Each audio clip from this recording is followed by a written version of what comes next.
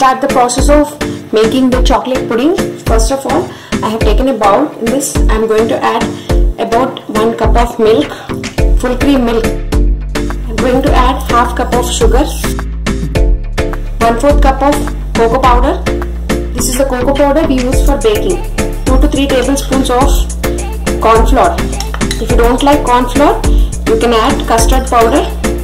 Next I am going to whisk this well.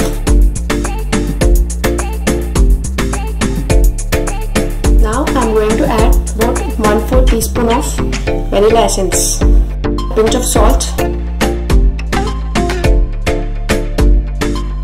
Now you can see all the ingredients are mixed well. Let's start the process.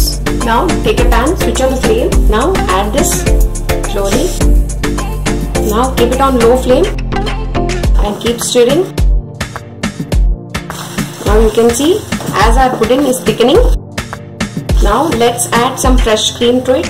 Next I am going to add some chocolate chips and keep stirring this. It's almost ready. You can see the chocolate chips also have dissolved. Now switch off the flame.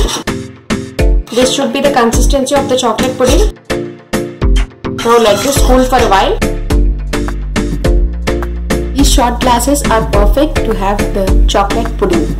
So now I am going to take a ladle and I am going to pour in this. Now you can see our tasty chocolate pudding is ready. Now I am going to add some grated white chocolate on this.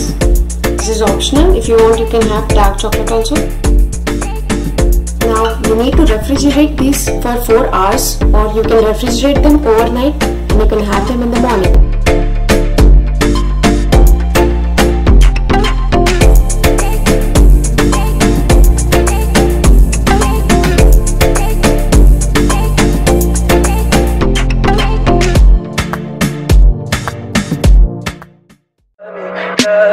Tell me pretty lies, look me in the face. Tell me that you love me, even if it's fake.